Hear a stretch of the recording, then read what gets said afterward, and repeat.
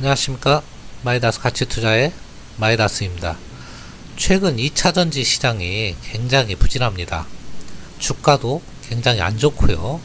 그래서 오늘은 2차전지 관련주들 주가 흐름도 한번 살펴보고요.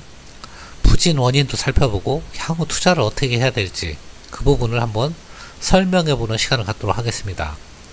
자, 먼저 살펴보면요. 최근에 악재만 있었던 것은 아닙니다. 호재도 있었어요. 중국 시장 진출 재개 소식이 있었고요. 중국 시장은 전기차 시장의 60%를 차지한다고 했습니다. 그래서 굉장히 큰 호재다. 그 얘기가 있었고요.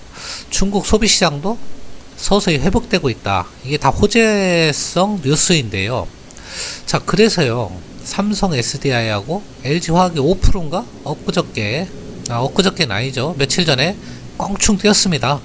중국에 다시 포함됐다. 그러니까 보시면 중국 공신부 발표한 신재생에너지 신차 목록에 삼성 SDI, LG화학 전기 배터리 공급 차량이 포함됐다.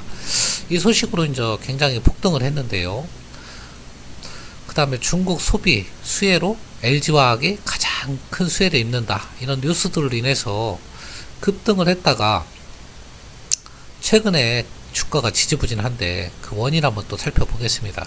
자, 그 다음에 또 호재로 살펴보면요. 투자업체, 글로벌 투자업체들이 설비 투자를 지금 확대하고 있습니다. 그리고 전기차 시장은 연평균 38% 정도 성장을 하는 시장입니다. 자, 그런데요. 최근에 악재가 나왔어요. 무슨 악재냐면 중국에서도 나왔고요. 유럽발에서도 나왔는데요. 먼저 중국발 악재를 먼저 살펴보면요. 중국이 보조금 지급을 축소하겠다. 무려 60%나. 그리고 수소차 보조금 지급을 확대하겠다. 이래서 이제 중국 수소차는 급등을 했지만 국내 이제 전기차 업체들이 많이 폭락을 했죠. 왜냐하면 전기차라는 건요. 보조금으로 사실은 아직은 판매를 유지하고 있는 거거든요. 중국이요. 60%나 삭감을 했습니다. 보조금을. 그리고 더군다나 2021년에는 완전히 폐지하겠다. 큰 악재입니다. 자, 보조금이 삭감되면 이제 판매 위축이 불가피하기 때문에 큰 악재라고 볼 수 있고요. 자, 보조금이 1114만원에서 460만원으로 줄으니까 이제 큰 악재라고 보는 거고요. 그 다음에 이제 더 큰 악재가 또 있어요. 유럽의 폭스바겐이 자체 배터리 공장을 설립하겠다. 그 내용입니다. 자, 폭스바겐 하면요. 세계 최대의 자동차 제조업체인데요. 그냥 검토가 아니고요. 아주 개발 선언을 해버렸어요. 그러면 SK나 LG화학의 유럽 공장 있지 않습니까? SK는 뭐 폴란드에 최근에 공장도 설립한다고 그랬고요. 타격이 그래도 불가피하다. 이런 내용은 큰 악재다. 이렇게 보시면 되고요. 자, 그 다음에요. 작년인가요? ESS 대형 전기 저장장치 화재. 이래서 이제 ESS 사업 부분이 적자로 전환했다. 그런 뉴스도 있고요. 보시면요. ESS 사업 부분.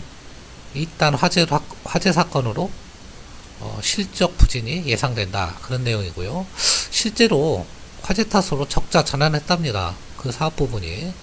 그리고 삼성 SDI하고 LG화학 배터리 부분 영업이익이 2019년 1분기 들어서 굉장히 안 좋아요. 지금 마이너스 적자 전환을 했어요. 그러니까 중대형 배터리 부분에서. 그래서 전기차 시장이 지금 1분기에 굉장히 안 좋다. 그렇게 보시면 되고요. 작년에 이렇게 좋았어요. 이렇게 좋았다가 1분기에 꺾였는데요. 중대형 배터리 부분. 물론 소형전지는 아직도 괜찮고요. 자, 이런 악재 뉴스들이 나오다 보니까요. 주가가 힘을 못 쓰고 엎친 데 덮친 격으로 이제 원재료 니켈 값도 지금 상승했다. 반등하는 니켈. 잘 나가던 2차전지주의 니켈 값 복병이다. 물론 소재주는 조금 혜택을 보지만요. 어쨌거나 2차전지 업체들이 원가가 이제 상승하는 거죠. 그래서 이 부분도 악재다. 자, 이런 악재 때문에 주가가 지지부진한데 그럼 향후에 관련주들은 어떻게 움직일 것인가? 그 부분 한번 짚어보겠습니다. 먼저 관련 기업 하면요. 이 종합 2차전지 업체는 LG화학, 삼성 SDA, 그 다음에 SK 이노베이션이 있고요. 그 다음 이제 양극재, 음극재, 뭐 전해질, 분리막, 뭐 일렉포일 각각 업체들이 있는데요. 자, 에코프로 BM은요, 에코프로가 물적 불안한 회사고요. 신규 상장했고요. 포스코 케미칼은요, 포스코 옛날 캠텍이 사명을 변경한 겁니다. 그리고 이 내용은 예전에 제가 한번 설명을 했거든요. 양극재가 뭔지, 음극재가 뭔지. 다시 보여드리면요. 자, 양극물질은요, 여기에 들어가는 물질이고요. 이 안에 들어가는 게 이제 양극활 물질. 그 다음에 음극물질은 이쪽 마이너스 부분, 이 안에 들어가는 게 음극활 물질. 두 개를 분리해 놓은 게요, 분리막이라고 했고요. 자, 겉에가 이제 케이스고요. 이 안에 전해질이 들어간다. 이렇게 말씀을 드린 적이 있습니다. 이게 리튬이온 배터리 구조고요. 이거는 예전에 한번 설명드린 적이 있습니다. 자, 그 내용을 알고요. 관련 주식들 한번 살펴보겠습니다. 몇몇 종목만요. 다 비슷하게 움직이니까 다 볼 필요도 없고요. 먼저 LG화학 한번 살펴보면요. 참 최근 주가가 정말 지지부진합니다. 이게 일봉인데요. 지금 일봉의 주요 지지선을 다 이탈을 했어요. 그래서 지금 이제 남은 지지선이 지금 저 유가격대 35만원대 이 정도를 이제 우리가 좀 지지선으로 좀 봐야 될 것 같습니다. 지금 주봉상으로 한번 봐도요. LG화학 지금 쭉 하락을 하다가 지금 현재는 20주선에서 지지를 그나마 하고 있는데요. 우리가 좀 추가적인 하방을 열어놓는다면 여기 120주선 있잖아요. 이 정도까지는 추가적인 하방을 좀 열어놔야 되지 않을까 그렇게 보고 있습니다. 좀 그 다음에요. SDI도 마찬가지예요. SDI는 일봉상으로는요. 주요 지지선을 다 이탈했습니다. 그리고요. 이제 예전에 우리가 최저가 그 지지선인데요. 지금 20만원 초반대 그 정도가 이제 거의 지지선 부분이 되겠다 그렇게 생각이 들고요. 주봉상으로는 아직 여유가 있더라고요. LG화학은요. 이탈을 했네요. 여유가 있는 게 아니고 60주선까지 이탈을 했고요. 이제 120주선이 이제 지지선인데요. 20만원 근처가 될 것 같습니다. 자, 일단 차트상으로도 굉장히 안 좋은 모습이에요. 주요 지지선을 쉽게 이탈을 해버렸어요. 이건 이제 에코프로 BM인데요. 이런 건 이제 신규 상장주니까 볼 것도 없고요. 신규 상장해서 잘 올라갔다가 최근에 이제 다시 급락을 하고 있고요. 오늘도 급락을 하고 있네요. 자, 신규 상장주는요. 그냥 크게 분석할 건 없고요. 일단 상장 당시보다 가격이 내려갔다. 그게 제일 중요한 것 같아요. 이탈을 했다. 상장 가격보다. 이제 뭐 이거는 저 신규 상장주니까 주요 지지선 이런 건 찾기는 어렵지만 심리적으로 이거에 투자했던 사람들이 이제는 다 마이너스권으로 들어갔다. 그냥 심리가 그냥 악화됐다 이거죠. 왜냐하면 상장 당시 가격을 다 이탈했기 때문에. 자, 그래서 신규 상장주는 넘어가고요. 자, LNF는요, 일봉상 아주 이제 최근 일봉상으로는 주요 지지선을 다 이탈을 했습니다. 주봉으로 이제 지지선을 찾아야 되는데요. 주봉상으로 지지선을 찾아보면 이것도 주봉상으로는 지금 240주선 이게 지지선인데 물론 여기까지 오지는 않겠죠. 근데 상당히 안 좋은 모습이에요. 왜냐하면 120주선까지 그냥 아주 쉽게 뚫려버렸어요. 보니까요. 아주 그것도 장대 음봉으로요.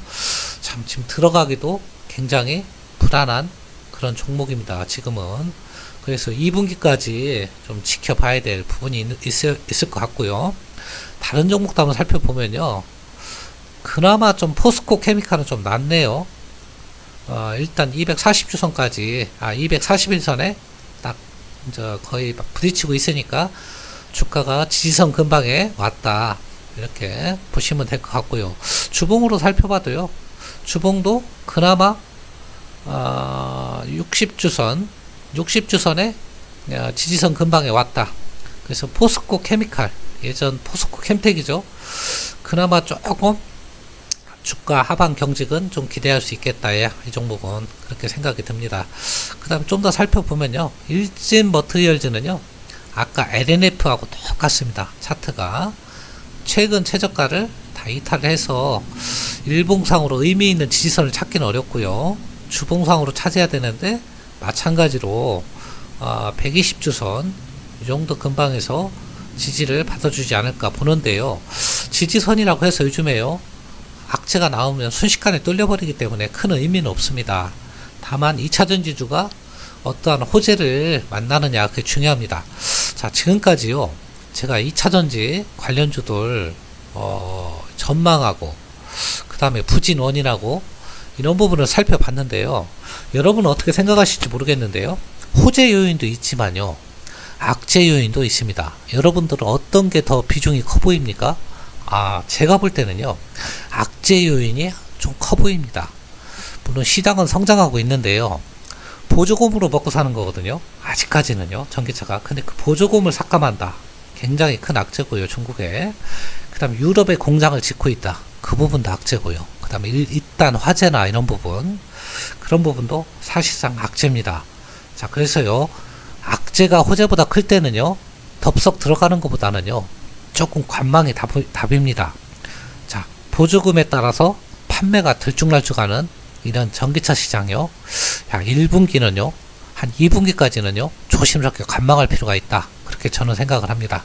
자, 오늘은요. 그동안 2차전지주가 2019년부터 좀 날개를 필 줄 알았는데 의외의 복병을 많이 만났어요. 그래서 여러분들한테 한번 짚어드린 차원에서 가지고 나왔습니다.